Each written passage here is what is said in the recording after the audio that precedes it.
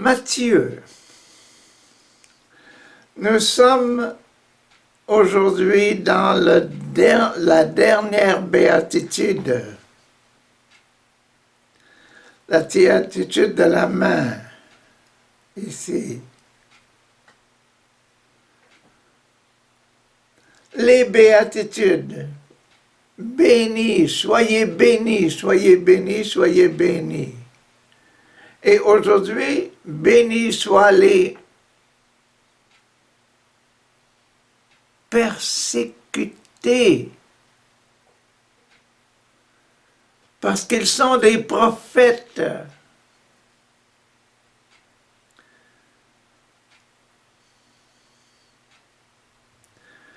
Les persécutés prophètes.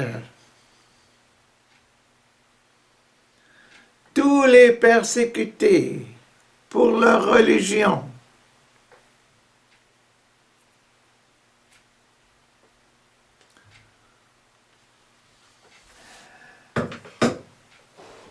Et dans notre « Je crois en Dieu », né de la Vierge Marie, a souffert sous Ponce Pilate, a été crucifié, est mort, a été enseveli, est descendu aux enfers, est ressuscité des morts, est monté aux cieux, est assis à la droite de Dieu, le Père Tout-Puissant. Il reviendra dans la gloire pour juger les vivants et les morts.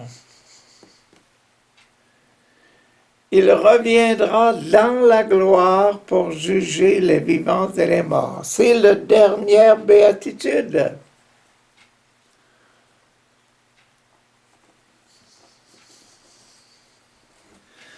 Bienheureux, bienheureux, bienheureux. Reviendra dans la gloire pour juger les vivants et les morts. Et le commandement de Dieu qui correspond à ça, c'est « Ne convoite pas le bien qui appartient à ton prochain. » Ne convoite pas. Est-ce qu'il y a des raisons de convoiter quand on est au ciel?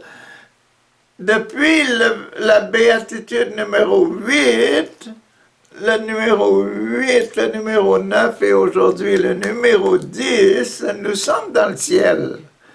Au numéro 8, c'était « est monté aux cieux », est assis à la droite de Dieu hier et aujourd'hui. Il reviendra dans la gloire pour juger les vivants et les morts. Pour juger les vivants et les morts.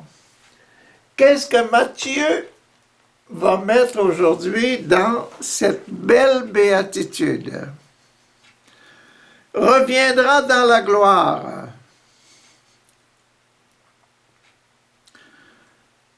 Ne pas convoiter la gloire. Ne convoite pas, c'est le commandement. 6 jours après, Jésus prit avec... 6 jours après, c'était hier la multiplication des pains.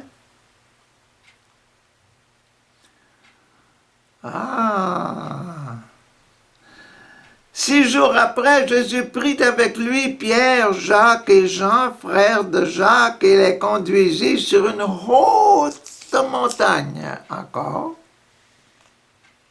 Haute montagne.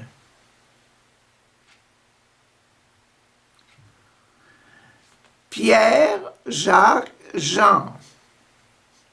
Pierre, donnez mon église. Sur toi, je vais mettre mon église hier. Jacques, le frère de Pierre, qui devint l'évêque de Jérusalem, Jérusalem, la ville sainte, après la résurrection. Celui qui est resté à Jérusalem pour bâtir l'église, il devait être quelqu'un de très bon, hein? Dans le temple de Jérusalem, partir les réunions de chrétiens, de ceux qui suivaient Jésus, dans le temple de Jérusalem. Pierre, Jacques et Jean. Jean, le préféré, à qui Jésus avait dit, voici ta mère.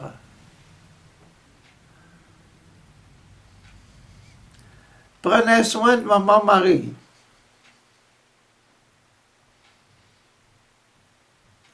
Maman Marie prenait soin de Jean aussi. Parce que maman Marie, c'est la mère de l'Église. La mère des enfants que Jésus a laissés. Les enfants de Dieu que Jésus a laissés, c'est l'Église. Maman Marie, avec un cœur si bon, si pur, qui est avec Jean pour construire, pour rassembler après la montée au ciel de Jésus, rassembler les premiers disciples et les orienter, avec Jean, les orienter vers c'est quoi est-ce que Jésus désire. Est-ce que Jésus peut désirer mieux que ce que maman désirait de Jésus pour son premier miracle à Cana? Je pense que personne d'autre ne pouvait faire mieux que Jean et maman Marie pour commencer, pour installer profondément, sérieusement le sacrement de l'Eucharistie. 6 jours après, Jésus prit avec lui Pierre, Jacques et Jean et monta, les conduisit sur une haute montagne où ils se trouvèrent seuls.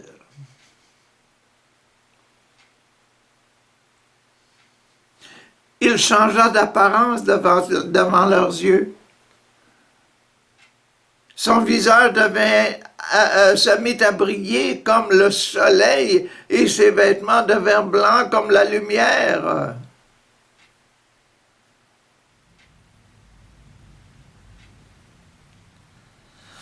Puis les 3 disciples virent Moïse et Élie qui parlaient avec Jésus.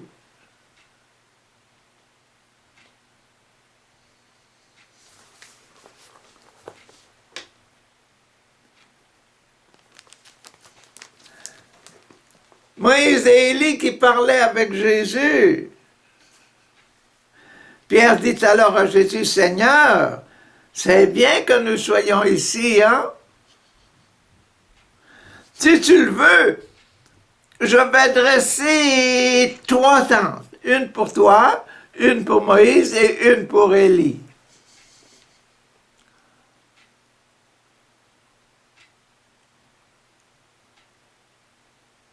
Ah, bienheureux les persécutés. Et puis, dans notre credo, ils disent reviendra dans la gloire. Voilà la gloire. Il reviendra pour juger les vivants et les morts. Ah bon. L'introduction, le petit passage de tête, le petit passage au sujet du baptême, elle est donnée déjà là. On connaît que c'est la gloire. C'est quoi la gloire? La gloire du ciel. La lumière. Au commencement était la lumière, au commencement était le Verbe, il parlait avec Moïse et Élie.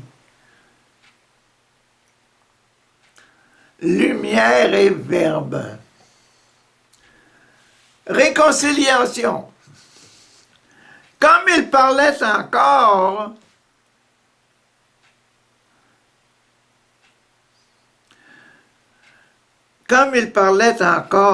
un nuage brillant vint les couvrir et du nuage une voix se fit entendre.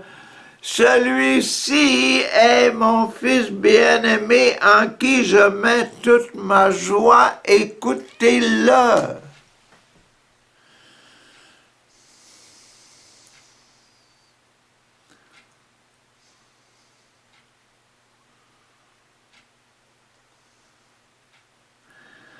celui-ci est mon fils bien-aimé. Dans le nuage, un nuage lumineux, lumineux. Ah. Et la parole, celui-ci est mon fils bien-aimé. Réconcilions avec quoi? Avec le baptême. Le baptême, c'est quoi? Celui-ci est mon fils bien-aimé. Celle-ci est ma fille bien-aimée. En qui j'ai mis toute ma joie. On est au ciel, la joie du ciel. J'ai mis toute ma joie.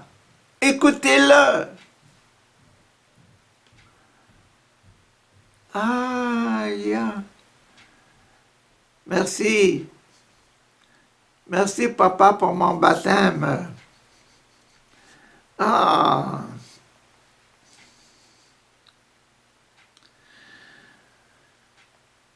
Un brillant vint les couvrir et du nuage sortit une voix se fit entendre. Celui-ci est mon fils bien-aimé en qui je mets toute ma joie. Écoutez-le. Quand ses disciples entendirent cette voix, et sur le haut de la montagne, quelque chose d'extraordinaire se produit. Jésus devient tout brillant, brillant. Moïse et Élie apparaissent, une vision de groupe. Le groupe des apôtres ont la vision, le groupe des 3 apôtres ont cette vision. Quand les disciples entendirent cette voix, ils eurent si peur qu'ils tombèrent le visage contre terre. Ils tombèrent le visage contre terre. Ah! Jésus s'approcha d'eux, les toucha et dit, « Relevez-vous, n'ayez pas peur. »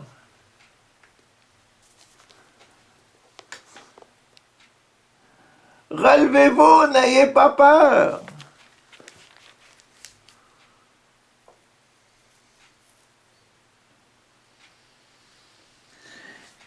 Ils levèrent alors les yeux et ne virent plus que Jésus. Il restait seulement Jésus. Tout le reste a disparu. Tout était redevenu normal.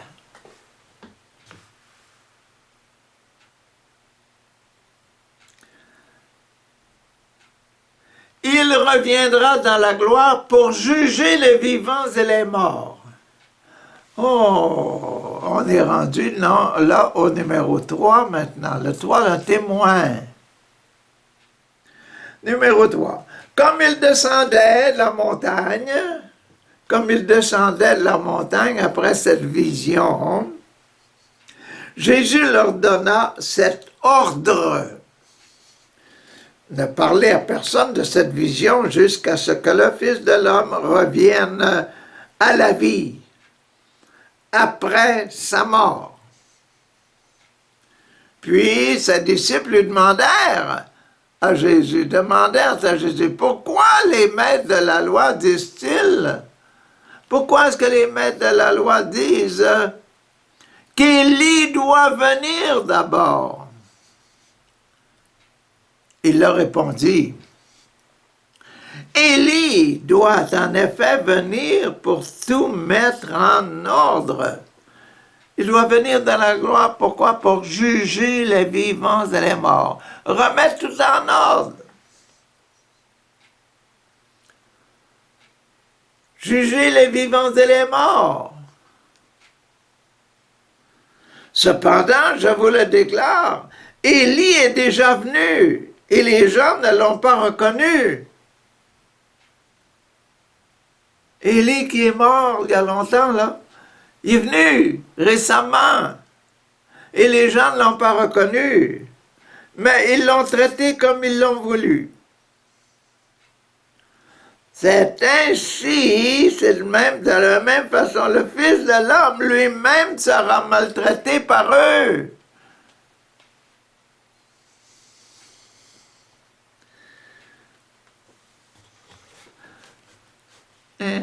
Les disciples comprirent quelque chose, comprirent que il leur parlait de Jean-Baptiste. Voici notre témoin du numéro 3. C'est Jean-Baptiste qui devait remettre tout en ordre. Comment est-ce que Jean-Baptiste remettait les choses en ordre? Son baptême.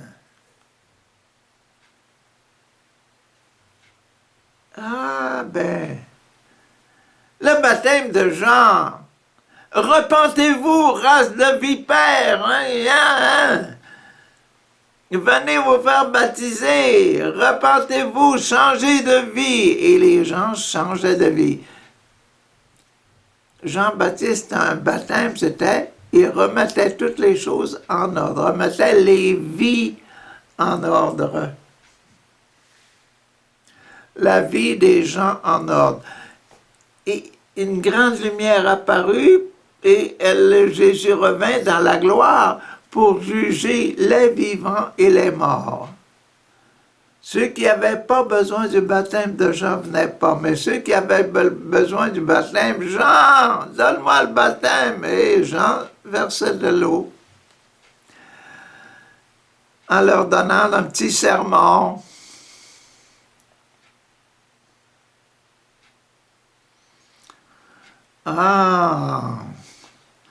Donc, 1, 2, 3. Nous sommes rendus au sacrement de l'Eucharistie dans cette fameuse venue à nouveau. Quand ils arrivèrent là où était la foule, ils descendaient de la montagne, là. Quand ils arrivèrent en bas où était la foule, un homme s'approcha de Jésus, se mit à genoux devant lui et lui dit, « Maître, aie pitié de mon fils. Il est épileptique et il a de telles crises que souvent il tombe dans le feu et dans l'eau. »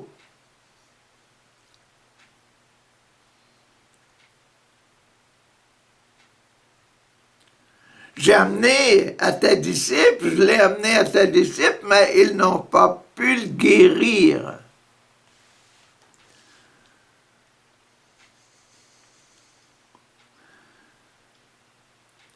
Dans l'autre évangéliste, là, c'est encore plus clair que c'est un esprit mauvais qui est dans qui tient cet enfant-là, qui le fait rouler, etc., par terre devant Jésus.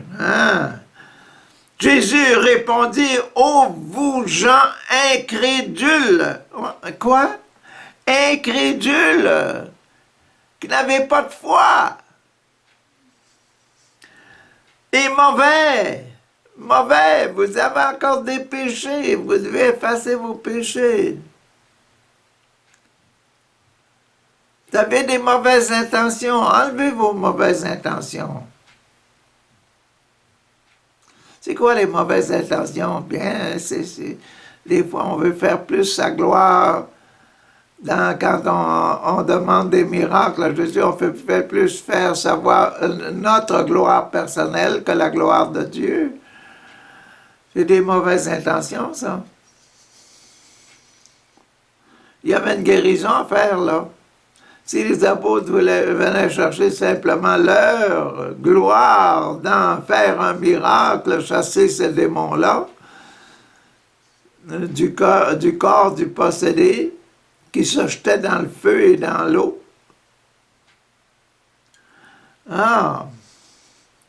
Et mauvais, incrédule et mauvais, combien de temps encore devrais-je rester avec vous? Pourquoi? Pour vous redresser, pour vous enseigner comment faire vraiment, comment abandonner vous-même pour vous occuper seulement de la gloire de Dieu le Père dans le miracle. de la gloire de Dieu le Père dans les gens qui se convertissent et qui vivent une vie toute nouvelle.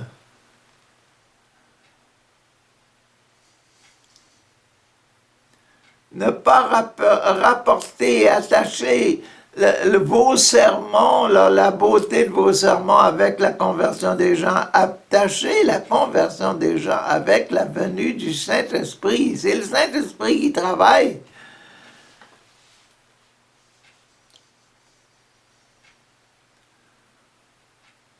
Abandonnez vos idées personnelles. Combien de temps devrais-je rester avec vous pour vous enseigner ça? Ah! Combien de temps devrais-je vous supporter parce que vous manquez de foi? Amenez-le-moi. Amenez-moi l'enfant ici. Jésus parlant sévèrement à l'esprit mauvais. Parlant sévèrement à l'esprit mauvais qui était dans le corps de l'enfant. Celui-ci sortit de l'enfant qui fut guéri à ce moment même.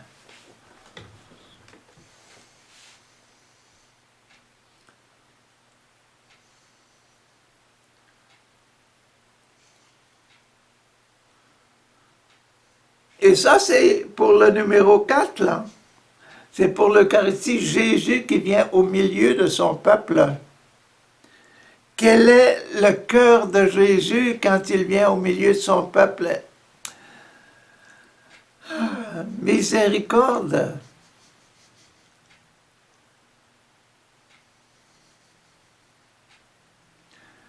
Chasser le démon et puis réconforter les cœurs qui manquent de foi.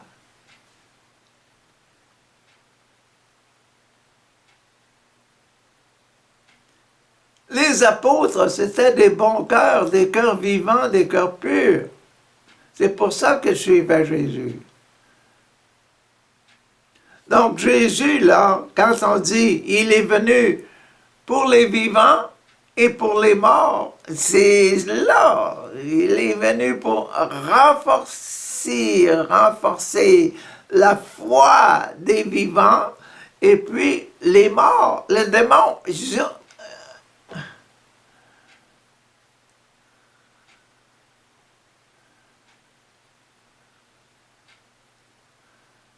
Les condamnés. Ah, voilà. Donc, venu pour les vivants et les morts, l'enfant fut guéri à ce moment même. On est rendu au sacrement de l'extrême onction, l'extrême action. Qu'est-ce qui va se passer? Les disciples s'approchèrent de Jésus, en particulier, seul à seul, les disciples et Jésus, 13 personnes. Et lui demandèrent, pourquoi avons-nous pas pu faire sortir cet esprit? C'est bien le sacrement de l'extrême-onction, là. Pourquoi est-ce qu'on n'a pas réussi notre sacrement de l'extrême-onction? Pourquoi est-ce que le démon n'est pas sorti quand on a invoqué ton nom?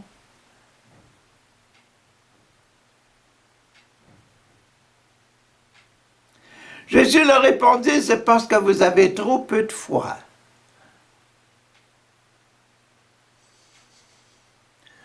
Ça fait plusieurs fois que Jésus leur dit, votre foi est petite. C'est parce que vous avez trop peu de foi. Je vous le déclare, c'est la vérité. Si vous aviez de la foi gros comme un petit grain de moutarde, là, vous diriez à cette colline, là, déplace-toi d'ici jusque là-bas. Et elle se déplacerait. C'est la vérité, je vous le dis. Rien ne vous serait impossible. Mais dites pas ça simplement pour votre gloire personnelle, là. Dites ça quand c'est le temps. Et puis les montagnes dont Jésus parle, là, c'est quoi? C'est les péchés, hein? Quand un homme a péché, le péché, ça fait des montagnes, hein? Ça rend le cœur gros, ça rend le cœur pesant d'une personne qui s'endurcit dans le péché. Grosse montagne, ôte-toi de là, disparaît, et la montagne disparaîtrait. Nos prêtres, là, tes péchés sont pardonnés. La foi, la foi, la foi. Crois et tes péchés sont pardonnés. Et nous, c'est pareil. Crois que le prêtre, quand le prêtre dit tes péchés sont pardonnés, nos péchés sont pardonnés. Crois. Quand Jésus a vu le paralytique qui était passé par le toit, là, il lui a dit, mon fils, tes péchés sont pardonnés. Ah! Et le paralytique s'est levé, il s'est en allé à la maison, il va à la maison. Heureux! Paralytique. Heureux tous ceux qu'on peut libérer de leur montagne intérieure, là, de la montagne qui est dans leur cœur, des montagnes. Voyez-vous, Jésus est allé sur la montagne, là, il est apparu dans sa gloire. Et il est venu dans sa gloire pour juger les vivants et les morts. Ceux qui sont morts, c'est ceux qui sont en état de péché. Vous autres, là, les apôtres, là, mes apôtres, mes 12, là, qui venaient me poser des questions, c'est ça que je vous dis, là.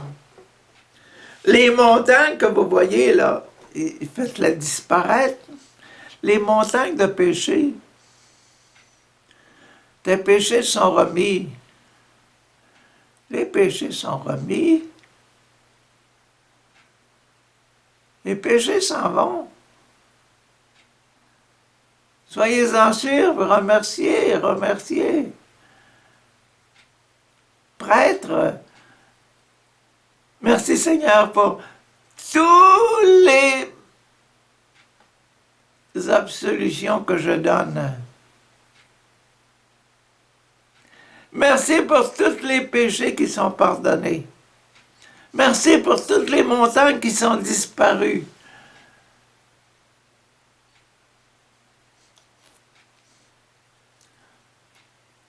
Voyez que Matthieu, il faut le lire lentement et puis réfléchir. Hein? Lentement. Déplace-toi d'ici là-bas et elle se déplacera la montagne. Rien ne vous sera impossible, rien ne vous sera impossible. Mais c'est par la prière et le jeûne seulement qu'on peut faire sortir ce genre d'esprit.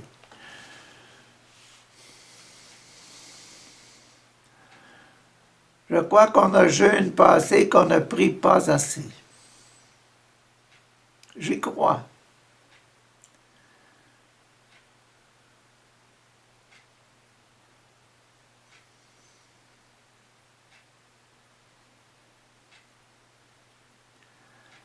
C'est difficile de prendre des décisions quand on voit notre monde tellement fade. Hein?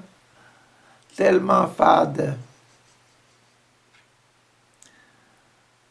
C'est difficile de prendre des décisions de jeûner et de prier. Le jeûne et la prière pour les ministres. Tu veux effacer les péchés? Jeûne et prie.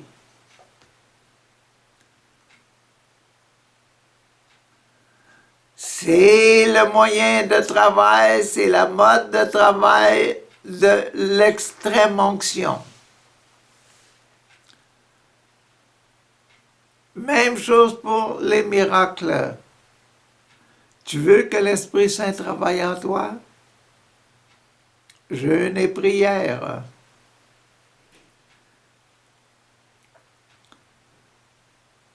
Sacrement de l'ordre maintenant, numéro 6. Un jour que les disciples se trouvaient tous ensemble en Galilée, Jésus leur dit, les disciples étaient tous là, en Galilée.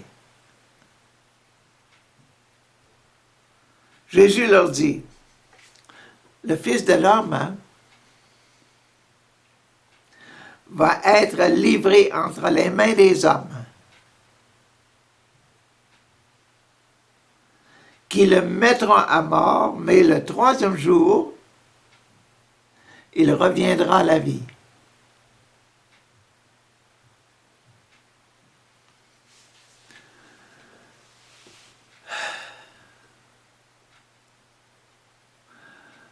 Le sermon, il n'est pas long, mais il est dur à avaler.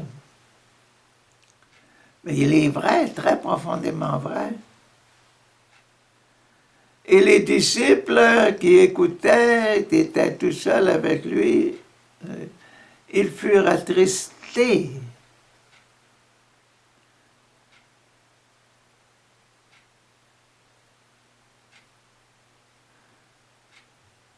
Par cette annonce-là, ils vont me tuer.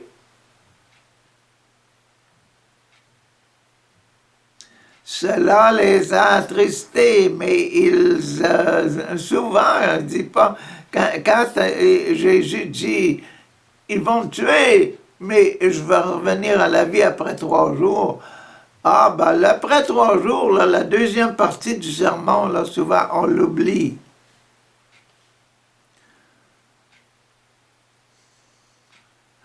Pour eux autres, là, la résurrection, c'est pas quelque chose de tragique.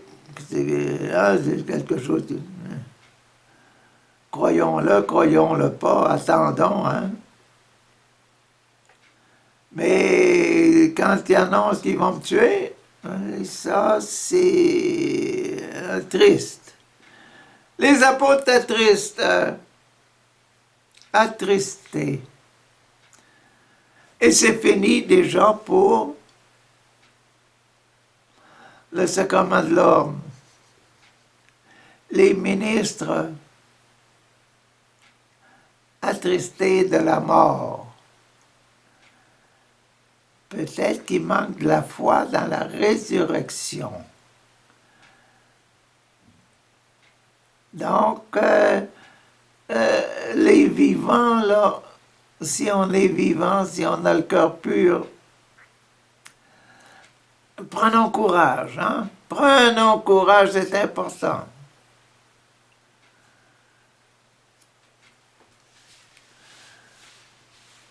Le dernier sacrement, le mariage de Jésus avec le programme. Quand Jésus et ses disciples arrivèrent à Capernaum, les percepteurs de l'impôt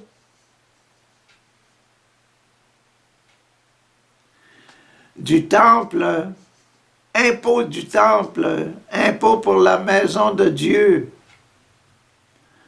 les taxes pour la maison de Dieu, le percepteur d'impôt. Percepteur d'impôt, c'est quel job ça? Matthieu, c'est l'évangile de Matthieu. Son dernier petit passage pour les béatitudes, Matthieu parle de son ouvrage de collecteur d'impôts. La dernière béatitude, Jésus reviendra dans la gloire, il y a beaucoup d'argent, il paye un impôt. Ah!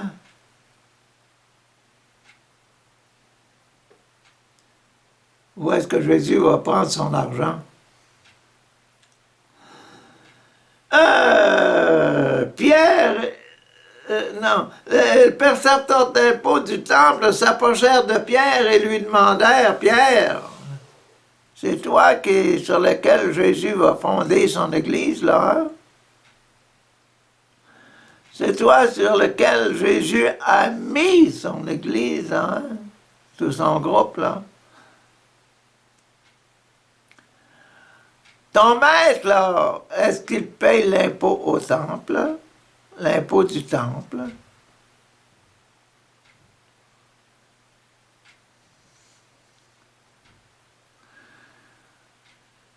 Bien sûr, si. Il le paye, répondit Pierre. Au moment où Pierre entrait dans la maison, avec le où étaient les apôtres de Jésus, là, Pierre revient. Jésus prit la parole le premier et dit, « Qu'en penses-tu, Simon? Qui doit payer les impôts ou les taxes au roi de ce monde? Les organisations humaines? Qui doit payer les taxes? Les citoyens de leur pays ou les étrangers? Qui doit payer les taxes d'un roi, là? Les citoyens du pays ou les étrangers? Les étrangers, répondit Pierre. Par conséquent, dit Jésus, les citoyens n'ont pas à payer. C'est pas une question, c'est une affirmation. Les citoyens n'ont pas à payer. Cependant, Pierre, cependant, là, nous ne voulons pas choquer les gens.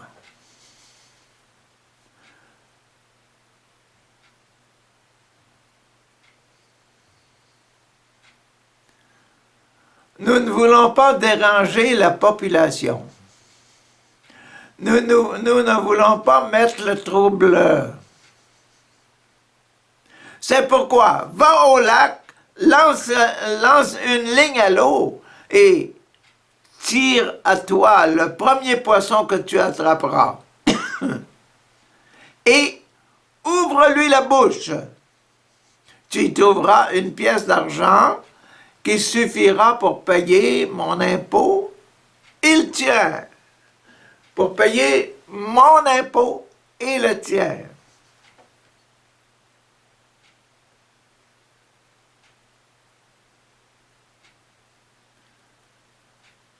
Prends la pièce d'argent et paye-leur notre impôt.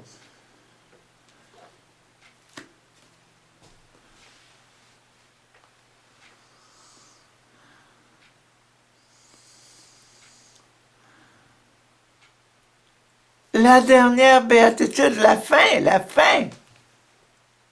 Matthieu qui rappelle, je suis un collecteur d'impôts, et puis les taxes doivent être payées. On est devant la population, la taxe est pour le peuple, c'est pour tout le monde. Et puis ça qui est intéressant, c'est que, Jésus lui dit, on doit payer nos taxes, ok, ça va, on ne doit pas déranger le monde. Alors, pour payer ces taxes-là, les taxes de l'Église, les taxes de l'Église, fais la quête. Lance une ligne, là. Lance la ligne, pogne des poissons, amène les poissons à l'Église, après ça, fais la quête. Et avec la quête, avec l'argent que tu vas trouver, là, avec l'argent de la quête, tu payeras les taxes. Tu payes la tienne et puis la mienne. Parce que moi, je suis au milieu de vous autres, je suis l'Église avec vous autres, vous êtes mon Église. Tu payes ma taxe à moi, puis tu payes la tienne. Aïe, aïe, aïe.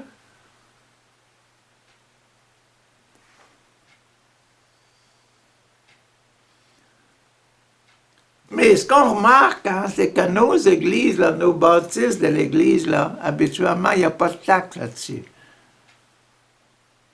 Pour l'endroit, la partie de la paroisse, là, où vous avez bâti l'église habituellement, le gouvernement ne demande pas les taxes, parce que c'est l'Église.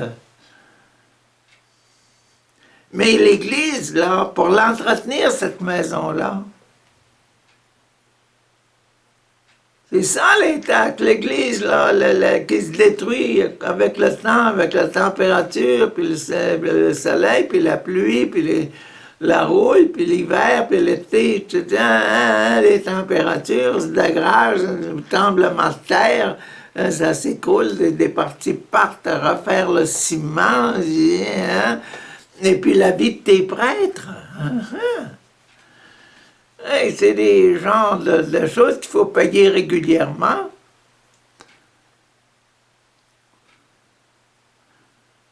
Puis le prêtre, lui, il ne travaille pas comme mécanicien. Là. Il est prêtre, il est prêtre au service, faire la prière, et puis passer dans les familles, puis guérir les gens, et puis soulager les gens, et donner les sacrements. Tu as besoin d'argent, la quête dans les églises, les taxes, les dîmes, les droits des dîmes, tu paieras. Mais c'est pour ça là, que vous avez ce petit passage-là.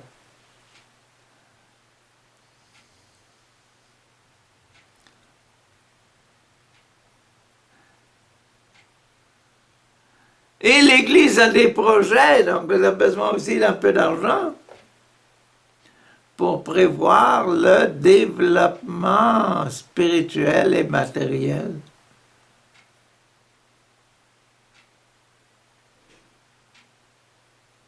Ah, et c'est fini pour les 12 apôtres, pour les 12 béatitudes.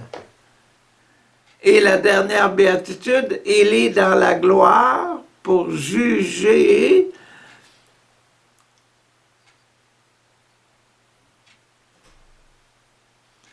les vivants et les morts. Pour régner sur les vivants et les morts.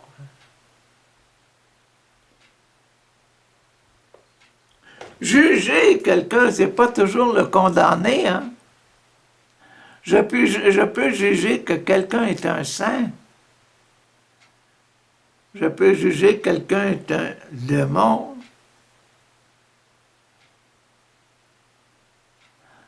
Je peux juger que cette statue-là là, qu'on a faite là, est bien belle.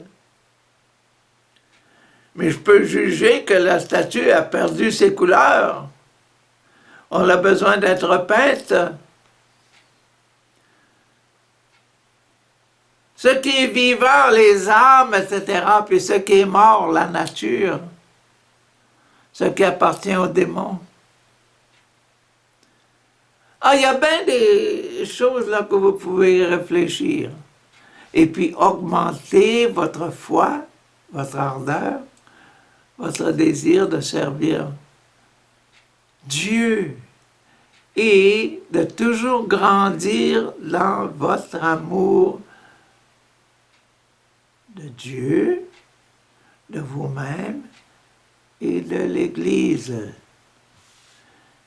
Et ce que je trouvais beau hier, c'est quand il a demandé, là, Jésus a dit, aime ton père et ta mère, hein?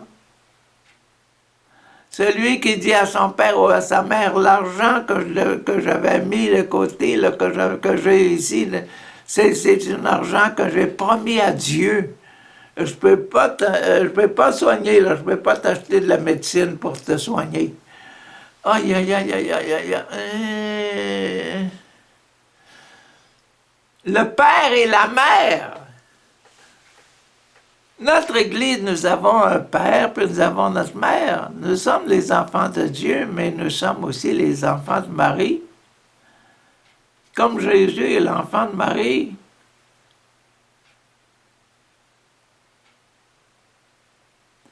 Et Jésus, ce fameux Jésus-là, notre frère là, qui est mort sur la croix, quand il est mort sur la croix, il a dit, « Elle est ta mère, hein? »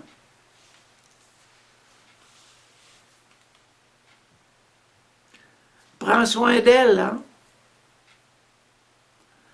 Mets-les dans ta prière, mets-les dans ta vie, hein? Parce que les mamans sont les meilleurs pour donner la bonne éducation, faire vivre la vie chrétienne. On a fini les béatitudes. Bon, demain,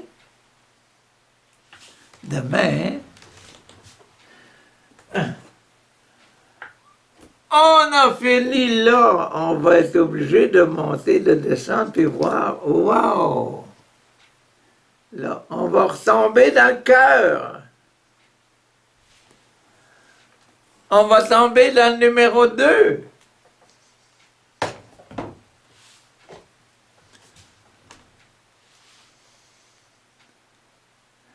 Le chapitre 17 aujourd'hui, c'est le dernier dans la main. Chapitre 18, ça va être dans le cœur.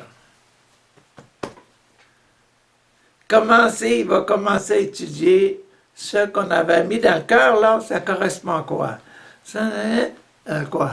Un passage.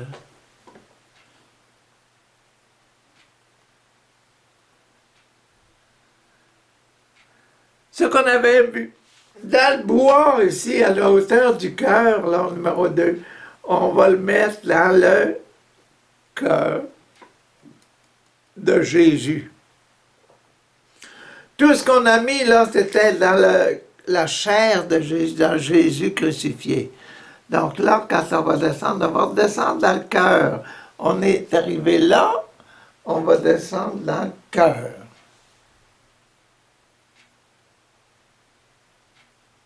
Et les passages du cœur vont correspondre au passage numéro 2 dans le bois.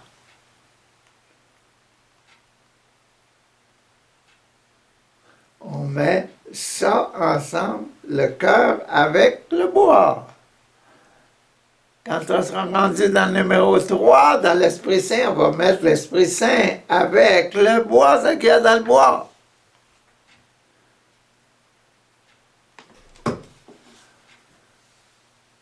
Donc, on a un gros pas à faire demain pour associer, faire la relation, établir la relation entre le bois et le corps. C'est un gros chemin à faire. Pensez-y bien, demain, c'est ça qu'on va faire.